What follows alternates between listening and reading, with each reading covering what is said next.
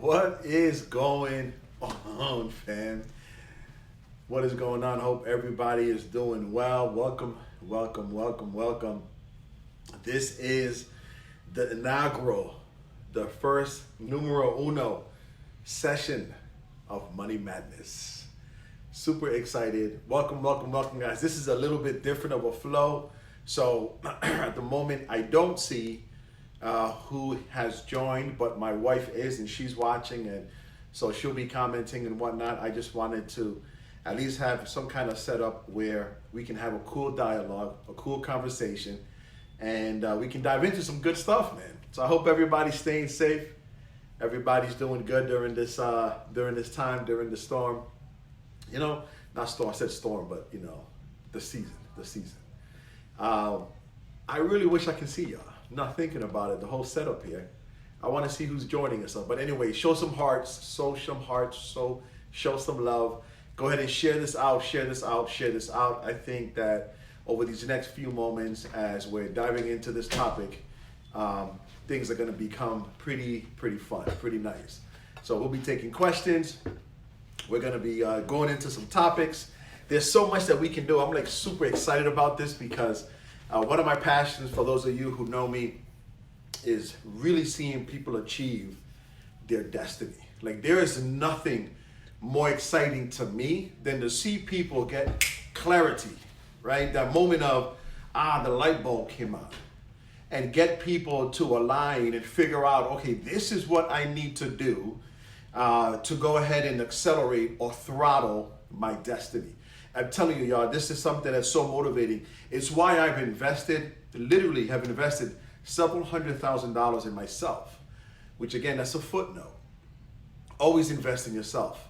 There's no better investment than you can make than investing in you, in your tool, in your expertise, in your craft. I'm not saying study everything, which again, I don't want to get spread too thin on different topics here, but one of the reasons why I know a lot of people don't achieve the maximum availability of their potential, the reason why they don't tap into their potential, is because they start trying to master multiple things, which is cool because I'm a big believer in multiple streams of income.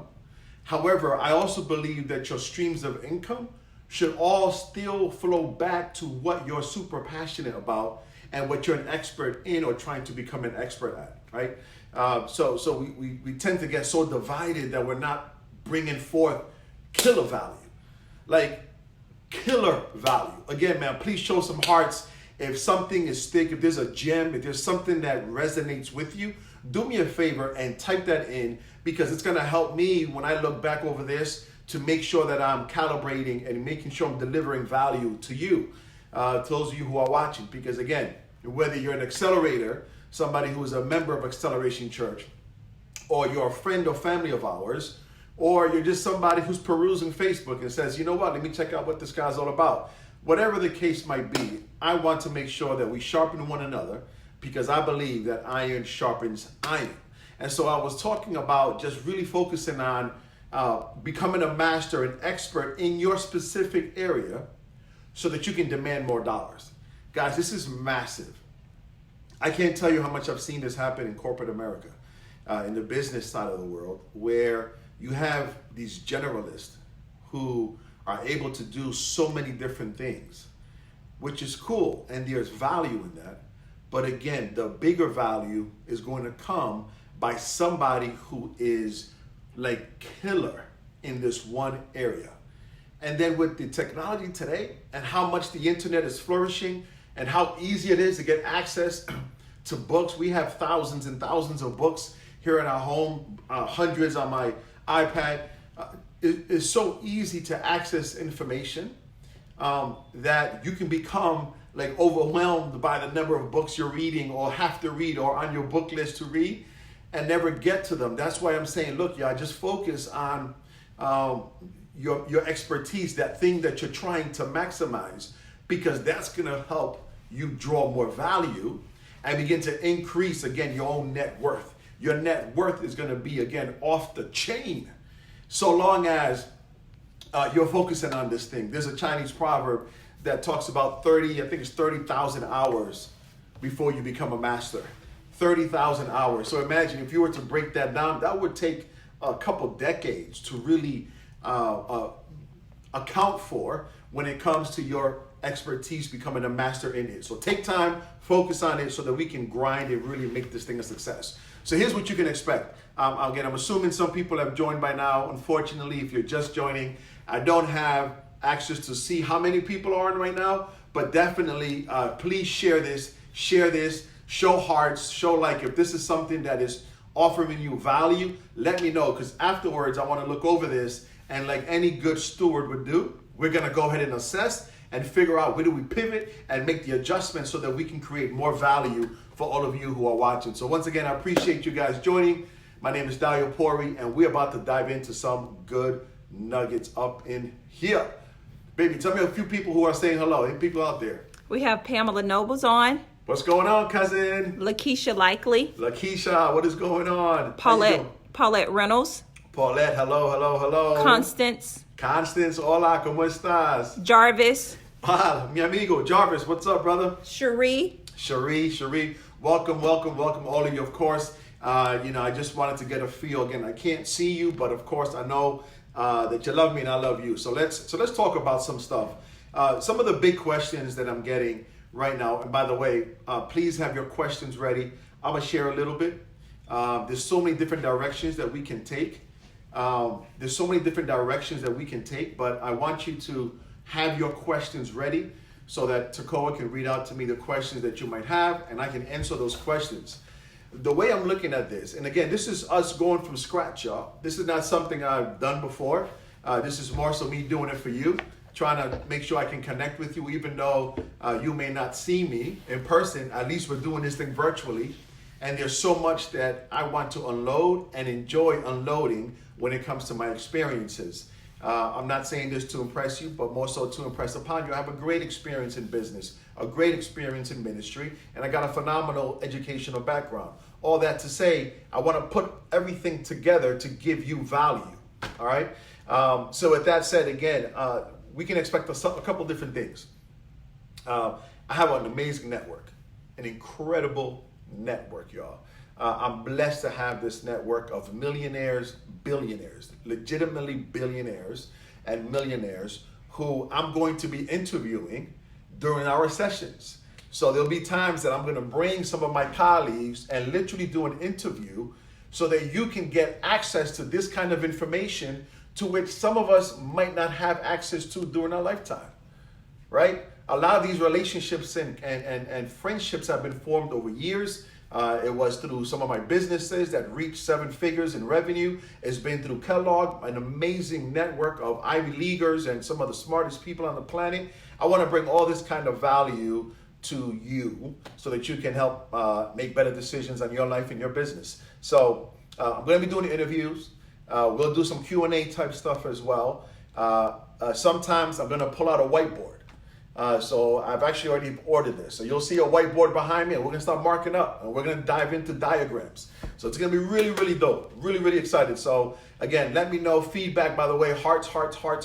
It helps me understand, helps me get a vibe on whether or not this is valuable to you. And if it's valuable, heart it up so that I can know if there's ideas, if there's questions, if there's comments, if there's topics or subjects that you want me to touch on. Again, also type that in so I can also make mental notes so that we can prepare a valuable program for you. All right.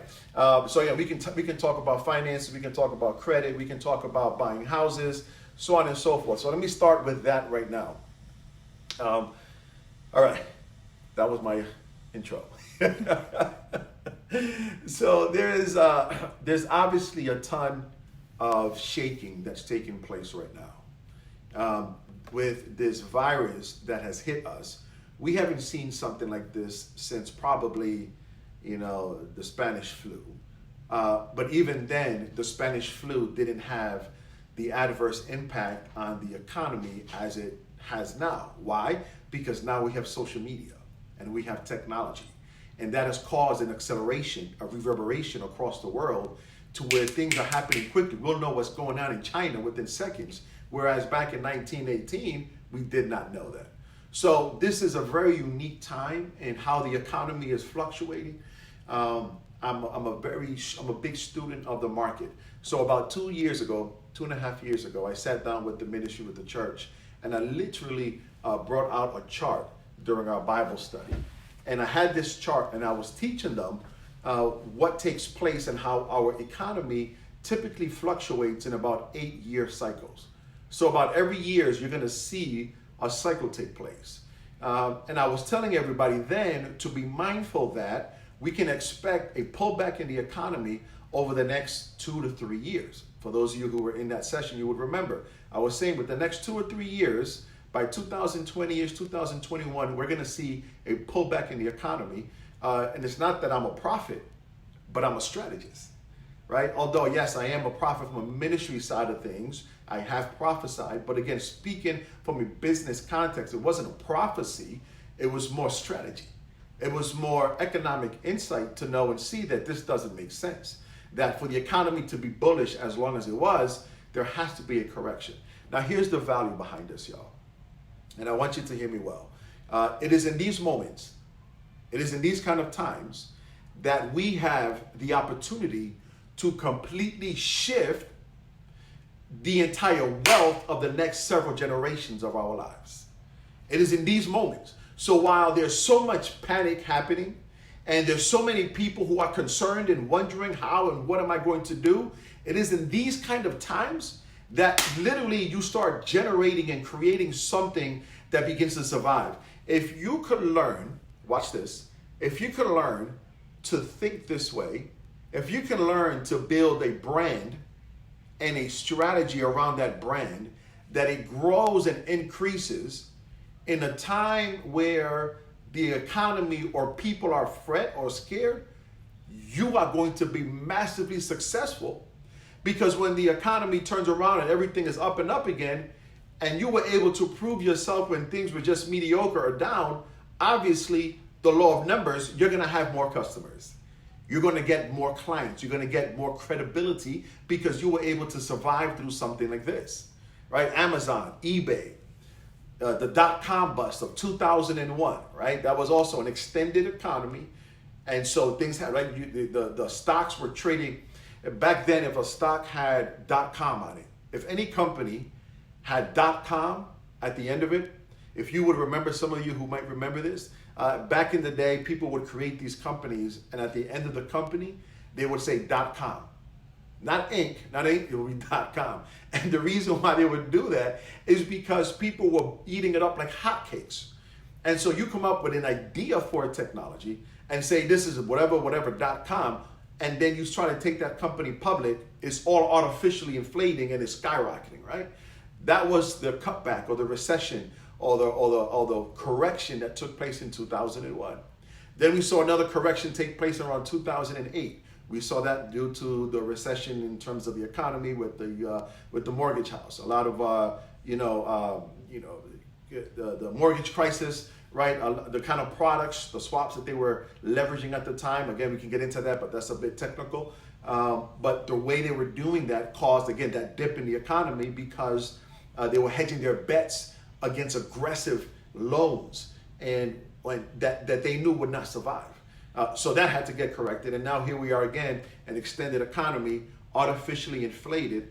And there's different variables to that. I don't want to, maybe it's not the time for me to break this down, but I think it's useful because I think the more variables you understand, the more effective you become at making the decisions on what can affect the economy. In this instance, this economy has been artificially inflated in many ways because our current administration has put major pressure on the feds. I'm not, whether you're a Republican or Democrat, does not matter, right? So please understand, I'm not going for either party, right? I'm just giving you context. So the current administration was putting a ton of pressure on the feds to make sure that interest rates remain low. And so the interest rates remaining low caused an artificial inflation. Artificial hot air. And most people are thinking, oh, wow, the economy is amazing. But it's all artificially created because of some of the movers and shakers up top. Come on, I'm trying to get information to y'all because a lot of us may not have access to this type of information if it's not some of us coming down and say, hey, this is what the deal is. We got to go ahead and begin to talk about this. So because the current administration was putting pressure on the feds to make sure they keep the interest rates low, then of course the feds don't want to look bad because now they're in the public eye. And so they're going to go ahead and begin to continue to push the rates down. But again, it causes this artificial expectation or this artificial belief in terms of what's happening with regards to the economy, right? So different variables. Again, it's very difficult to predict what is the exact variable that is causing the economy to perhaps be in a false market. But I want y'all to understand again that this is the time that we start creating crazy wealth. Here's my expectation. All right, I'm gonna say this, and this is not to make anybody nervous. I think that because we're believers, we are lenders and not borrowers. Amen. That we are the head and not the tail. So you speak with confidence, you decree with power, because God has a covenant that he made with Abraham, that same covenant has passed on for generations, and we walk in it because we are covered by the anointing of the blood of Jesus Christ. And so what we need to do is understand that the wealth of the wicked is stored up for the righteous. And in this aspect, I want you to start thinking of my expectations, just from an analysis perspective. Around 2021, this next year to 2 years, there's going to be some incredible opportunities in real estate. Like insane opportunities in real estate. Similar to what we may have seen back in 2008, 9, 10, and 11. Like, I'm not saying that we're going to see a massive dip, but let's keep it real. The stock market has already dipped 30%. And that typically, if you look at, again, at variables, the stock market dipping typically precedes real estate. Come on, somebody, right? It precedes what happens in real estate and the rest of the economy. It happens there first, and then it begins to happen here. And before it happens in here, it's happened across the world. So we start seeing futures, again, a whole different conversation, but we can look at futures and see what's happening there and what the trends are to give us an understanding of what's happening in the stock market. And in the stock market, what happens there begins to impact the rest of the economy. So what I'm trying to get y'all to understand is, okay, what can we do now? What can you do now to maximize on this moment that you might see maybe 3 or 4 times in your lifetime? You may see a moment like this 3 to 4 times in your lifetime. So instead of listening to the noise of the media, which I'm not saying to ignore because we have to be well informed, but do you have to have CNN or Fox playing all day long? Do you have to be listening to the news with the same thing over and over and over and over? Or could you be listening to perhaps CNBC or pick up the Wall Street Journal or get a membership with Wall Street Journal for a fraction, a few dollars a month, but you have access to valuable information, and don't be intimidated by it. Listen, y'all, don't be intimidated by it because you'll be surprised of the intelligence in the room when you get to the table. When you get to the table, you'll see that what you were intimidated by is not really that sharp. Most are there because of relationships. They're not there because of competence and intelligence. Again, not doing this or saying this to offend anybody. I'm just, again, making sure that I can be a bridge of context, a bridge of information, so that I can assist as many people as I can to get wealthy, to get effective, to create legacy for their family. That's what my focus is. I know what I'm here to do. I'm here to change lives, bring people to Christ, and simultaneously give them strategies that would help them accelerate legacy and give them something that they're leaving their children's children, as the book of Psalms tells us to do, right? I want my great grandkids being beneficiaries of what I've done today. So again, y'all, this time that we're in right now is crucial that you're thinking about how to make moves now to create value. A couple quick examples and I'll open it up for questions. There's about 5 or 6 pharmaceutical companies. I'm not going to mention their names now because, again, I'm not a financial advisor and I don't want y'all to go and buy a stock because I've shared this here. If y'all can respect that and appreciate it. If it was a smaller a smaller context, if we're just a few of us, maybe when I do like an accelerator mastermind, when I'm doing an event, accelerator mastermind, and I'll peel back the onion even more. But in this context, because it's going to be public, the accelerator mastermind will not be public. But because this is public, I need to be mindful of this. But right now, for example, if you consider these 5 or 6 pharmaceutical companies booming, while the stocks are dying and going down, many stocks right now are just on the halt. These pharmaceutical companies are skyrocketing. Why? Because of what's happening. So if you were, sharp and informed, and you were looking at what was happening in Asia, for example, which again, like I mentioned earlier, most things happen on that side of the world, then they start transpiring here, believe it or not. You would think to yourself, okay, this situation can easily come and affect America the same way that this virus had affected the Chinese markets, right? So in that case, then we start looking at some of these, multinational or just domestic pharmaceutical companies to see if there's something I can look into or potentially invest. Now, I think right now, a lot of these companies are booming. They're probably at their peak, so you have to be careful. But here's the next wave, in my opinion. No one has been able to really legitimize the vaccine, right? None of these companies have, they think they have it. They think they might be close to the vaccine. They're testing many of these, but they haven't necessarily officially formalized it and say, okay, here is the solution. But most pharmaceutical companies, I hope you are getting this because this is very valuable information. I'm trying to give you context. Most of these pharmaceutical companies who develop and do the R&D, the research and development for these drugs, are not the same companies that are manufacturing it. So what does that mean, Di? I'm glad you asked. That means that these companies who are finding the solution are going to need a company to develop the solution. You follow? So what does that mean? That means that the manufacturing companies who end up getting the contract for the company that's focusing on getting the vaccine, this company's stock will be skyrocketing in about 2 to 3 months. The moment that they get announced that they've gotten the contract from XYZ pharmaceutical company, because they're the ones that are going to be manufacturing hundreds of thousands, if not millions of vaccines for this company to go ahead and solve this global pandemic, what's going to happen to these companies? Again, I want you to focus in and think, don't get caught up in the noise, but focus on the strategy of the moment. Focus on what can I do now? Let's bring this down a level. People are having virtual parties right now, right? Zoom. Everybody knows Zoom because everybody's stuck in house right now. And so we all know Zoom, right? And if you look at the stock of Zoom, pull it up at some time, skyrocketing, right? Because there's been a need, a newfound need. Here's what I'm going to tell you. I'm in the belief that once this happens, once this whole thing takes place, there's still going to be a demand for virtual type stuff. Because this event has forced everybody, even older people, to get comfortable with virtual parties or virtual meetings. So what's going to happen with the virtual world, if you would? This has forced the entire globe to rethink how they perform and what they do day to day. You follow what I'm saying? So what does that mean then to you and your business?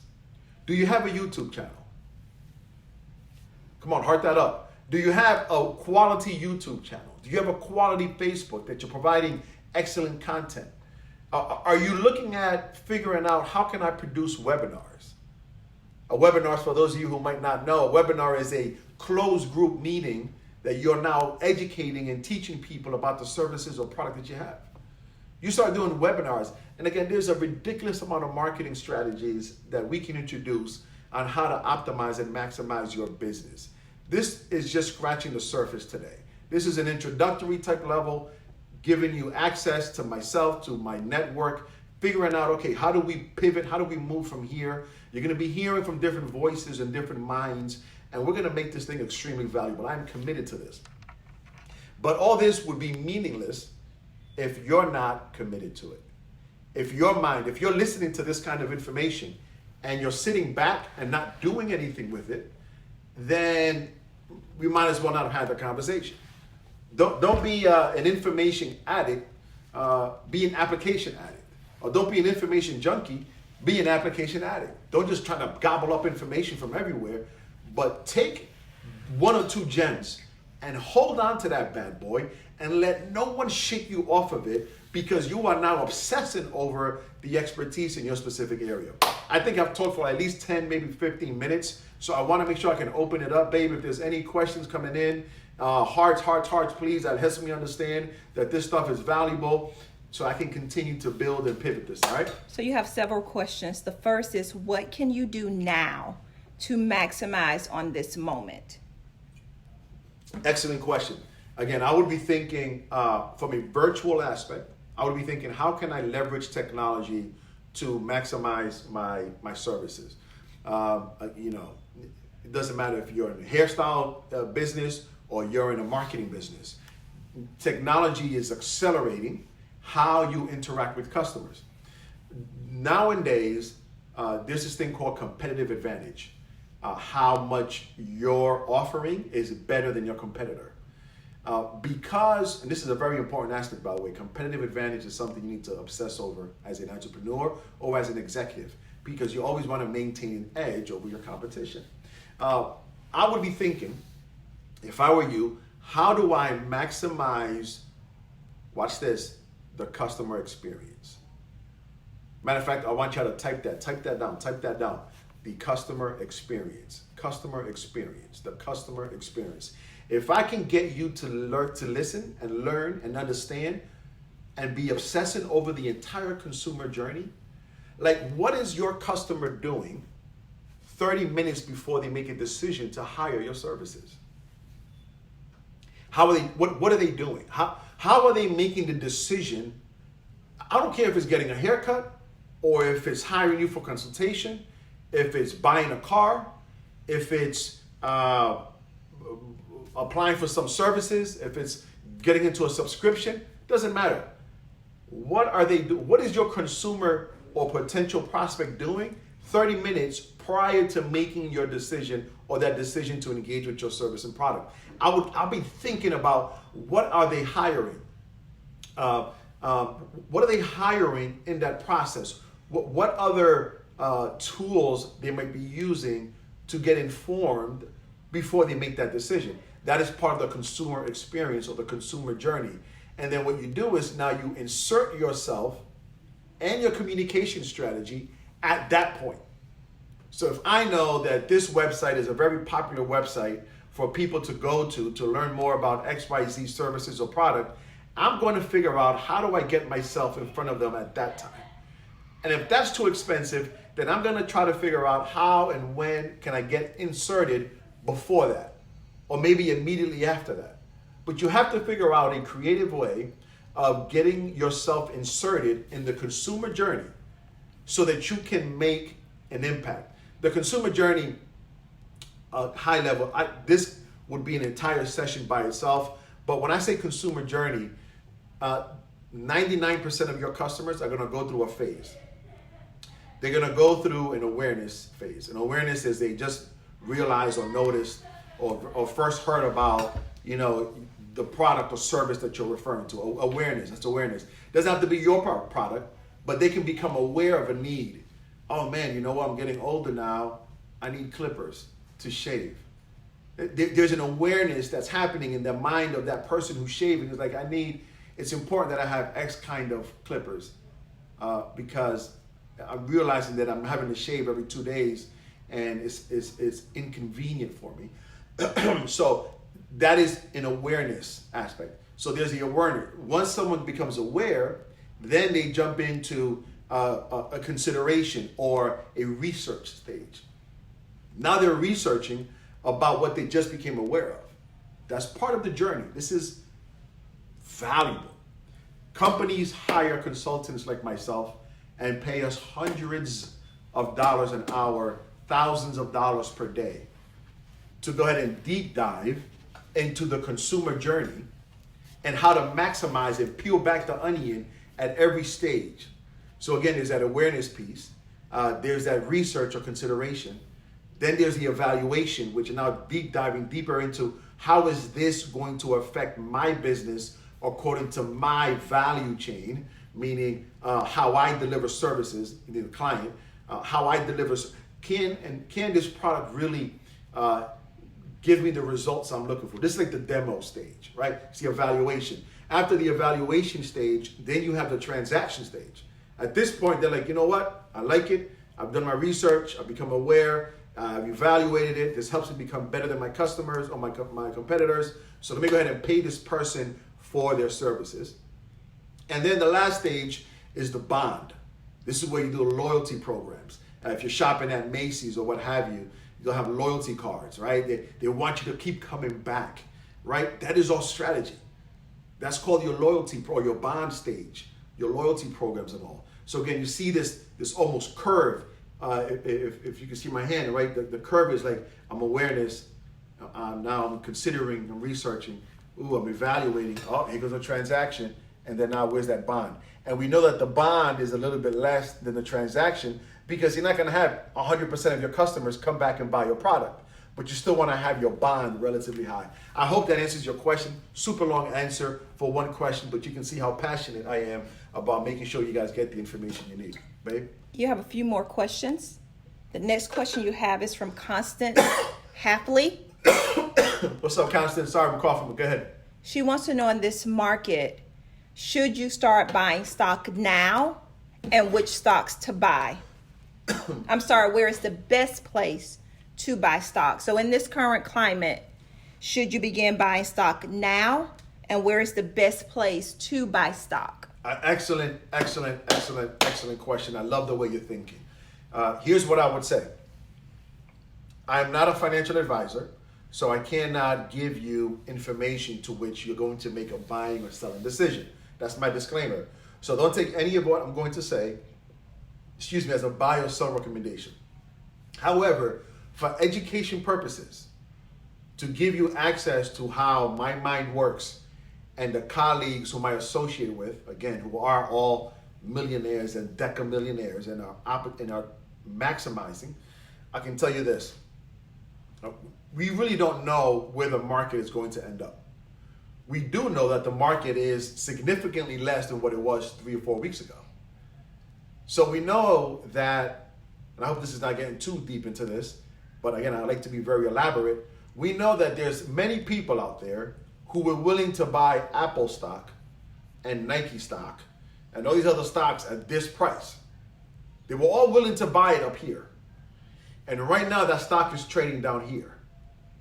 That means that after this virus and everything becomes normalized and everything becomes stabilized, that there's going to be a willingness to buy this here again because it already has been here. And because it's already been there, the argument then goes that many people felt that it was worth this much. So if you're buying it here, then you're buying it at a discount. So that is, in my opinion, a good thing, right? However, I don't know where the market is going to go. I haven't looked at the market in terms of what price it closed, but I think it was somewhere around 18, maybe 19,000. Forgive me, I might be off by a few hundred points, which is crazy that the market shifts 500 points in a day, 1,000 points in a day. But it's somewhere around the 18, 19,000 points, somewhere in that vicinity, right? I think that there's still more room to go in the sense of correction. I think we're going to see probably another couple thousand points down, right? This is just my opinion. Everybody has their own opinion. Opinions are like armpits. We all have them, but we don't necessarily like the others. So that's just my opinion, right? I think that the market has another 2, maybe 3,000 points to which we're going to see it pull back over the next year, year and a half. So what does that mean? You might buy a little bit of, like let's say if you have a $5,000 budget or $1,000 budget, you might put a little bit now and then kind of see what's going to happen. It starts dropping, you put a little bit more, and then that's called leveling in. Leveling in. For those of you who know how to trade or are interested in trading, I know Forex is becoming a big thing now. I've been trading the Forex for the last 5 years or so I know it very well. But that's called leveling in, which is mean like you're coming in little by little because you want to put your whole budget up front because you want to see what the market is going to do. And what that does is it gives you a good cost average. I hope that's not too technical, But by all means, again, I want these conversations to be legit. I don't want the superficial applesauce type, business stuff that most people are talking about these days. They'll talk about deep strategies and it's really applesauce. Like, I really want to get some real meat to you, okay? All right, any other questions? Yes, this question comes from Jose Rivera. Hey, Jose. Jose and I go back since high school, out there fighting in the streets for no reason. My man, what's the question? So his question is it the right time to sell a property? Wow, that's a good question, man. That's a good question. So the reason why, obviously 2020 is always, meaning like, hindsight is always 2020, meaning, whoa, I could have or should have, right? I think the peak of the market was about probably 12, maybe 24 months ago, was the peak for the real estate market to sell at that time. I think that right now you can absolutely sell, but there's a lot of realtors, real estate agents, and mortgage brokers who might be watching this. They can speak to this as well. But right now there's more properties. There's a greater supply of properties on the market, which means that because there's more supply, your house might take a little bit longer to sell. So if it takes a little bit longer to sell, the argument then becomes, do I drop my price a little bit so that I can sell my price or sell my house quickly? Then you drop in your price, then you might have someone else who says, man, they just dropped their price. Let me drop my price because I really need to sell my house because I'm in a bind right now.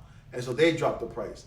And then the more people who might find themselves in a bind, they start selling their prices or their houses much lower because they want to flip and get out of the property, which means that it drives the entire market down. And now the houses are 10, 15, maybe 20% less than what they were 24 months ago.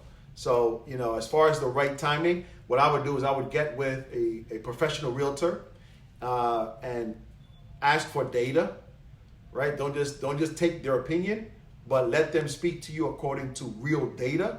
What is the market telling you? What is data right now? What has been the trends? And then I would say, why don't you show me the data between 2008 and 2013 and let me see how the pace of that was, right? I'm not saying it's going to be the exact same thing, but I would be thinking in the terms of, let me see what happened then, because it could give me some insight into what's going to happen next. So I hope that answers your question. Loaded question, loaded answer. But again, I want to make sure I give you value and insight when it comes to these kind of decisions. So I think it's a big decision. I commend you for having a house to begin with, because that is an American dream for sure. But yeah, I think that there's room for the market, to adjust itself a little bit. And again, it's not a bad thing because you're going to have more buyers. More people will be willing to buy, those who can buy, right? So there's always going to be a buyer for every seller and a seller for every buyer. Great question, man. Another question, babe? Yeah, you have a very loaded question from Tracy Phibbs. Okay. And talk to me. Jose wanted to say thank you for that response. Absolutely, man. You're welcome, man. Constance wanted to say thank you for that response as well. Guys, this is valuable. Again, please heart it up because it helps me understand that I'm bringing the good gems. But go for it. Okay, so this question is from Tracy Phibbs. Okay. She says, can you share some suggestions for YouTube content or books for someone to read interested in trading? She also has about 3 more questions after that, but I'll let you take that one first. Okay, got 3 more questions after that. All right. So YouTube content or books for trading? That's a loaded question because I don't want to give you, again, superficial stuff. Like there's Trading for Dummies. I got all those books somewhere in here, just in the library, Trading for Dummies. I got a ton of trading books. Here's what my recommendation would be. I think there's enough information online that you can really begin to understand the art of trading. Of course, it's super valuable books. So I'm not taking anything away from that. But if you were to look online and begin to look at like the Investopedias of the world and looking at, in Google investment strategies and look at credible sources of what they're doing, that stuff is valuable. And then what I would do is I would open up a trading account like a Scott Trade or an E-Trade or a Charles Schwab, which is next to nothing to trade. Might cost you $5 or $6. But here's the beauty of these accounts, y'all. You don't even have to trade real money in the beginning. I would get accustomed to trading fake money according to some of the strategies that you might be finding online and prove them to see if they work. Right? You can open up an account, select a fake trading account or a dummy account or a practice account. Different platforms call them different things. But with that account, what you do is you trade this fake money and you trade according to what you might think is the right solution. Trading, the reason why, let me say it this way. There is more money in Wall Street than any other industry in the world. Hands down. There's more millionaires that have been created in real estate. So real estate is the number one driver for millionaires. But for real wealth or greater wealth has come from Wall Street. Okay? It's very valuable information there. Real estate, I love it because, again, nothing has made more millionaires. But Wall Street, you're talking about some tycoons. I tell people all the time, my man Jay-Z, which I'm a big fan of Jay-Z. Yup, I'm a pastor, but I am a fan of my boy Jigga, right?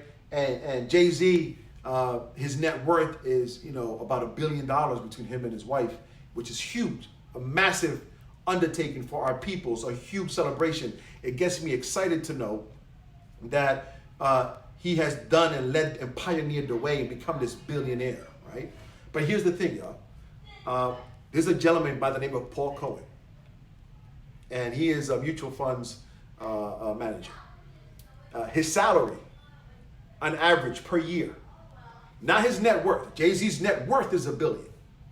This dude's salary on average ranges between $700 million and $900 million a year. Let that sink in for me. Not his net worth, y'all. This dude's salary is between it ranges according to the performance of his fund, $700 to $900 million per year. So again, there's an insane amount of money to be made on Wall Street. It's worth you getting familiar with it. The average per year is like 8% return. If you go back decades, it's about an 8% return per year is what it averages out to. So get yourself familiar with it. Open up a fake trading account. Start learning some strategies. Put them to practice. Buy Nike. Buy Apple. Buy Walmart. Walmart is ridiculous right now, right? Because they have huge dividends, right? They're paying out big dividends. And because of this whole virus situation, that stock is actually doing pretty well because so many people now are doing the whole call to order service. When you call and they got the grocery bag. Point is, it's actually doing quite well. So some of these companies who've been around for so long doesn't guarantee that they're not going to ever go out of business, or every business at some point in time has to exit. Whether it's 100 years, 50 years, 5 years, 2 years, there's always going to be an exit. At some point, it has to shift. But some of these companies who have proven themselves with great leadership and great products is worth you making an investment, or at least considering and thinking in that way. So look up strategies, open up a fake trading account, and just get your hands dirty. Y'all know this. There's no easier way to learn something than to get your hands dirty. I can read something 1,000 times, but the moment I start getting my hands dirty, now all of a sudden I have skin in the game, and I'm going to be more mindful and be more effective when it comes to me building out what the heck I'm building out. So I'm trying to get you some information. Again, I don't want this to be superficial applesauce. I want you to have some steak during these conversations. So that first question was from Tracy. She asked about the trading. Question 2 and question 3. Do you recommend buying on Cash App, which now has an option for stock? And her last question is, what are your thoughts on cryptocurrency at this time? There are talks of it rising again to 20,000, but some countries are talking about banning it, like Russia, and while others are embracing it, like India. That's a fantastic question. Fantastic question. All right, so let me go ahead and tackle these questions, and we're going to be wrapping this up here soon, because I also won't want to be here for 2-3 hours diving into information, which I can very easily do, but then my wife will get mad at me. Amen. So let me see. The first question was, the second was crypto. The first one was what? So the first one was, do you suggest buying Oh, Cash App. on Cash App that now is offering stock options? That's a good question, Tracy. I don't know enough about their program, their technology, their security to say it's a good option. There's other companies out there that have been proven, they've been around for a long time, such as like the ones that I've mentioned, the E-Trades and Scottrades of the world, which is a minimal amount of money to trade through. There's also companies like Acorn that have really cool programs, especially for millennials and stuff. It's like their primary customer or prospect market is millennials for Acorn. So there's different products out there that I think have been around a bit longer and might have more partnerships in place that can bring you more value than Cash App. But again, I love Cash App. To me, it's super easy. In fact, again, a little bit of information. I was in China about 1.5 years ago in Hong Kong, and there they have what they call super apps. And they're super, like we have, your average cell phone has 90 apps, right? Statistically, 80 to 90 apps. In China, they have what they call super apps. And the super apps essentially are a couple different apps all bolted together within one big app. So in China, I forgot the name of I think it's WeChat. I think their WeChat is what they use for Cash App, for Facebook. So their version of Facebook, Instagram, pretty much all these social media apps, plus the transaction apps, are all inside of WeChat. If I'm not mistaken, that's the name of the app. But anyway, my point is, it's the super app, and people trust it. Now, as far as Cash App, I don't think it's there just yet, but maybe it is. I'm not too familiar with that program. Regarding cryptocurrency, I'm a fan of it. Many people are not.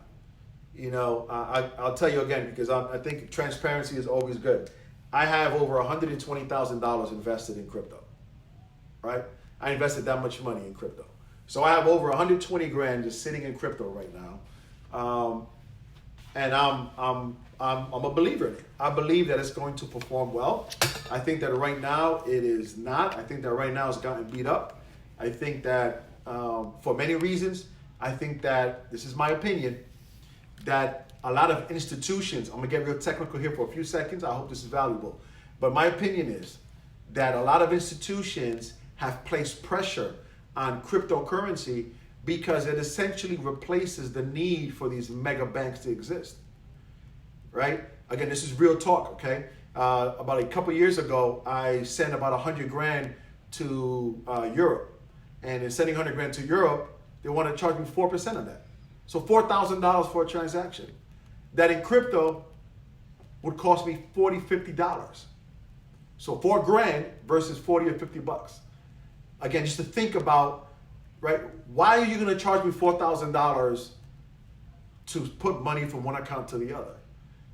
But like, is someone really going to stare at the money that long, right? Like, what are you justifying here? And so what's happened is a lot of banks have hedged themselves as transactional institutions. And again, I have nothing wrong against banks. If you work in the banking business, you're in a good business. Every major building in downtown is going to be a banking business, right? Or banking building. Nothing against it, but the reality is that I think the crypto was a threat to that because it eliminates many of the services that banks rely on when it comes to these transactions. However, until crypto can simplify the process, it's not necessarily ready for mass acceptance. Like, it's complicated to transact with crypto right now. And like you mentioned, there are some countries that are not fully accepting of it, especially countries that are based off of dictatorship who are more threatened by these kind of things, right? And even some countries who are concerned about the underground market or the black market and what can be transacted because they can't control it. The whole thing, crypto, for those of you who may not know, was born out of the last recession. During the last recession, because the banks hid information from us, essentially, of what was happening behind the scenes, then whether it was an individual or group of people created crypto. No one really knows if it was a person or a group of anonymous people who created the idea of cryptocurrency but it was created for the same fact of trying to disrupt what the bank had done to us in the last recession. So I hope that answers your question. Again, I'm not going to give you yes or no. I'm just going to give you information. I'm going to give you some insight as to what I've done and what I'm doing, to the extent that you're not making buy or sell recommendations based on my comments.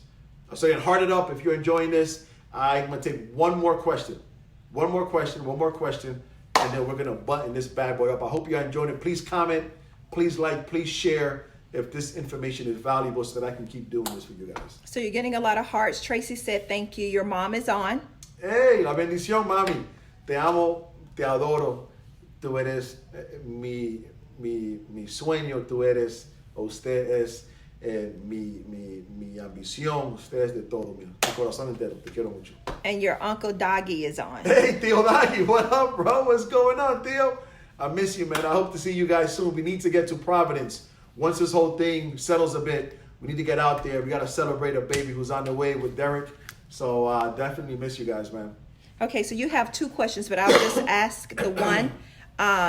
And this is from Daisy. She wants to know, how does she purchase her first stock? And you may have other people watching who want to purchase stock but need to know how. Again, another great question. So Daisy, I would point you to like Scott Trade, there's E-Trade, there's Charles Schwab. All these names that I'm mentioning are what they call electronic brokers. Super easy to go there. You create an account. It attaches to your debit card or your checking account. You can start with as little as $100. You can start with $500.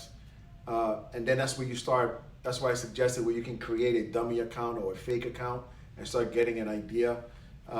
You can talk to a broker or look at some of these companies that you just know have been around for a long time and just have it together. I keep referencing companies like Nike, Amazon. Come on, y'all. Like, these companies are just, we know they're gonna be around, or at least we can make a pretty sure bet that they'll be around over the next 5 years, right? 2 to 5 years. So if you look at the history, so you can, when you go ahead and log into these, E-Trades and Scott Trades, it's gonna give you an option to look at a chart. Don't get intimidated by it. They'll give you, they even have tutorials and stuff in them.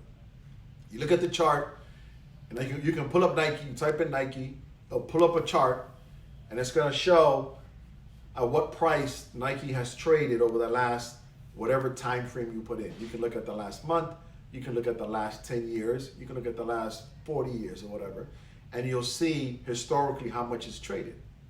That can give you an idea of more or less where you think this thing might come back. Now, again, we can get into technical trading, which is now you're talking, your trend lines, and you're talking about your harmonic patterns and blah, blah, blah, which I can speak to. I actually built a trading software called Smart Trader. A few $1 million to build this software. And so I built that along with a team of engineers and marketers. So I have a lot of experience in that aspect as well.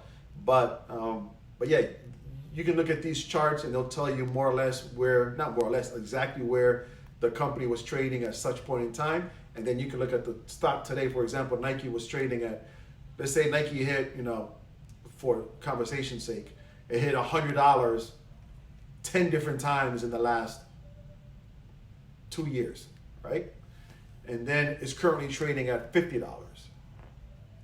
Well, there's an idea, like if something begins to turn on and say, wait a minute, if it's hit $100 10 different times in the last couple of years and it's currently trading at $50, there's a good chance that this thing is going to rebound. Even if it goes back to $75 and I bought it at $50, that's a 50% return on my money. So if I put in $500 at 50 and it hits 75, I just made $250 on my $500 investment, right? 50% return, just like that. But of course, it can go against you, right? And if it goes down to $25, then you've lost 50% until you sell. So you really don't lose money until you sell the stock. So for those of you who are also in the stock market now, let's say you bought a stock at $100 and right now it's trading at $50 because what's going on outside, you haven't lost money yet until you decide to sell at this level. So just a tidbit of information for those of you who are trading. And I think that concludes it, right? That's my last question, babe. Awesome, guys. Listen, if you guys enjoyed it, please comment, please comment, please comment, please comment. Heart, let me know your thoughts. If there's topics, ideas, things you want me to discuss, the next one, let me know. Whether it's credit, whether it's negotiation strategies, purchasing strategies, budgeting strategies, whatever it is that you need to know from a business context, that's when I want to dive into this and make this valuable. I don't want to waste your time. Y'all know I do not like wasting time. So let's make sure that we make the most of this time. And listen, y'all, do not forget that mañana, I'm so excited to bounce this off to my sister in Christ, Nikki, our worship leader. No, it's not tomorrow. It is Wednesday worship. I'm sorry. Wednesday worship, right? Tomorrow. Oh, tomorrow's tutoring. My bad, y'all. See, that's why my wife is here to keep me in check. So, rewind now. Rewind. Tomorrow's tutoring, y'all. Tomorrow is tutoring. We're going to be doing some tutoring for the kids. So please invite people. If you have kids and you're wanting them to get some tutoring, please make sure you invite them. It's going to be tomorrow. And then Wednesday is worship studio with my sister Nikki. All right. So tomorrow at 7 p.m. Wednesday at 7 p.m. as well. And I'm done for my segment. I love you. God bless you. And I will talk to you soon. Much love, y'all.